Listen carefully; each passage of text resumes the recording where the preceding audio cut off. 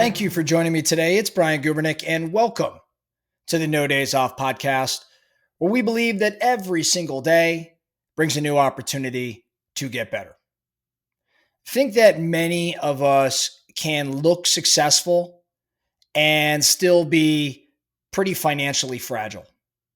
I think that's true for individuals and for families and even for companies. Goldman Sachs, who I have the opportunity to work with quite a bit in analyzing their data and having conversations with them, they recently released data describing what they call the healthy household from a financial perspective. It's their way of measuring whether consumers, despite inflation and high home prices and expensive debt, whether those consumers are actually on solid footing. Surprisingly, most American households right now are healthier than a lot of the headlines suggest. But that's the national average. I want to talk about you. I want to talk about our No Days Off Nation. Today, we're going to talk about what a financially healthy household really looks like. And we're going to use Goldman's data and a few timeless personal financial principles so you can measure and not guess where you stand. So first, some context on the source. Goldman Sachs, you may know, one of the most prominent banks in the world. They track household finances closer than most anybody else out there. Their research actually influences investors and major lenders and the Fed. When Goldman talks about healthy households, they're not talking about people who make a lot of money necessarily. They're talking about people who manage their money well. And they study facts and ratios. This is not very emotionally driven. They're going to look at how much debt a household carries, how expensive that debt is, how much income goes towards paying that debt, and how much buffer, liquidity, or reserves people have if things are to go sideways. That's how Goldman's data defines financial health.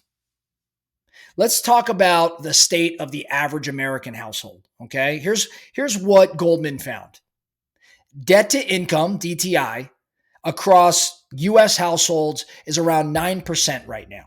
We're going to dive into what these topics mean here, these terms mean, so just stick with me.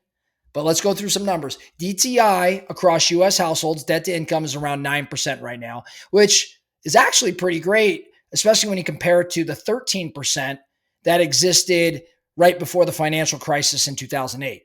So 9% today, 13% 17 years ago. Debt service ratios, which again, we'll further define here, DSR, it actually measures monthly debt payments relative to disposable income. It sits near 10%, which is also close to multi-decade lows. Delinquency rates, which is about people missing payments, are still pretty far below pre-crisis levels. And net worth right now is near record highs. And that's really being driven or boosted by home equity, rising home equity, and rising wage growth. So the average American household, at least statistically, is in pretty solid shape right now. But I think these averages can hide weakness. And if you really want to know how your household stacks up, I think you need a framework, some sort of baseline by which you can assess your financial situation and determine where you stand so you have awareness and you can act accordingly. Let's talk about what I'm going to call the No Days Off financial health framework for today's episode. Here's a system that I think you can use, and it's built on 5 data points that can tell you exactly how financially fit your household is. And we're going to go one by one, starting with, I think, the 2 misunderstood metrics, which is DTI and DSR, debt to income and debt service ratio. So debt to income, DTI, is really about your leverage load, okay? It's a snapshot of your overall leverage. It tells you how much debt you've taken on relative to your income.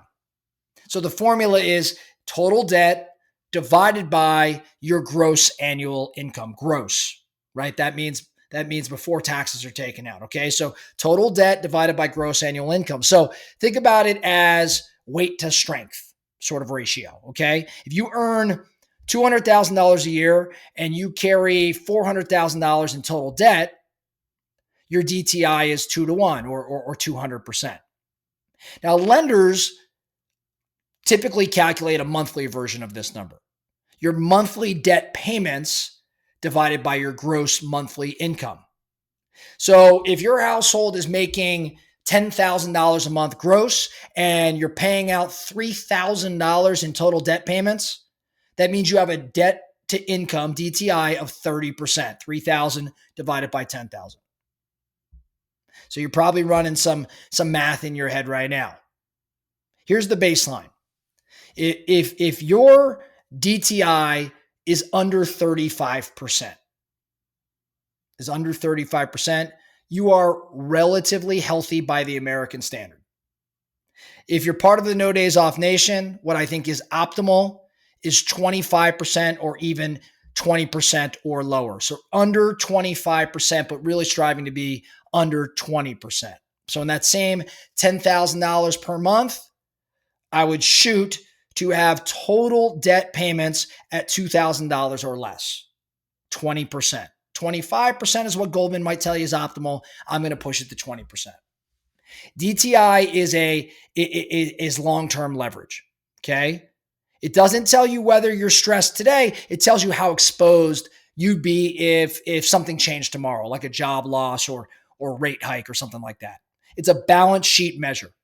It's your total debt load, okay? Now, debt service ratio. This is your monthly strain. DSR actually measures something completely different.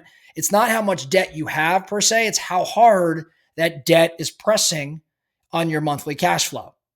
So the formula is total monthly debt payments divided by monthly disposable income, which is after tax. Remember, DTI took into account gross income. DSR, debt service ratio, takes into account after tax dollars. So your true net disposable income. Think of this as your oxygen level. How much of your take-home pay is being consumed just to pay for debt? So let's say your after-tax income is $8,000 and your total monthly debt payments, which your mortgage, your car, your credit cards, your student loans, they total $1,200. $1,200 divided by that $8,000 would mean your DSR is 15%. So even if your DTI looks fine on paper, a high DSR means you're pretty tight on your cash, on your liquidity. In other words, your cash is going out faster than it's being replenished. Goldman Sachs tracks DSR nationally because it predicts stress behavior, late payments, credit tightening, consumer pullback, things of that nature. A DSR above 20%. Again, in the example I gave, it was $8,000 after tax income, payments at $1,200, so you're at 15%. But if you had $8,000 per month, if you have a DSR in this example above 20%, which would be at $1,600 in the example I gave you, it means that you're probably one event, a job loss, medical bill, something like that, one event from really feeling a squeeze. So what is a healthy per Goldman Sachs number to strive for in terms of DSR? Under 15%. What should we be shooting for at No Days Off? I'm going to say 10% or less. 10% or less. So in that same $8,000 per month, $800 in debt payments. To put it plainly, DTI is how heavy the backpack is. DSR is how tired you are from carrying it. So they move together, but they're not always in sync. Someone could have a huge DTI, like a $2 million mortgage on a $500K income, but a really manageable DSR if their payments are locked at 3%. Conversely, a person can have a really low DTI, but a punishing DSR if they're sitting on high interest credit card debt. Okay. So DTI is about exposure and DSR is about the pressure. Let's go to the next ratio I want to talk about. That's your liquidity ratio. In other words, your reserves, your emergency runway. It's how many months you could go, and keep the lights on if income stopped tomorrow. The quick formula is take your liquid assets, your cash and those things that are liquid that you could turn to cash right now, and divide that by your monthly expenses. Goldman would tell you that a healthy liquidity ratio is 3 to 6 months. At no days off, I think you need to have 12 months available to you. I'm not necessarily saying have 12 months reserves sitting in an account, but you need to have access to it, especially if you're an entrepreneur or a variable income earner where there's less predictability. When we talk about liquidity, we're talking about your flexibility. It's how you're able to manage setbacks or even a disaster. The next ratio is going to be your savings rate. Your savings rate. This is the percentage of your after-tax income, your net income, that goes into savings or investments every month. We've talked about this one quite a bit. Goldman would tell you healthy is 15% or more. At no days off, we really want to strive for 25% or more of our after-tax income going to savings or investment every single month.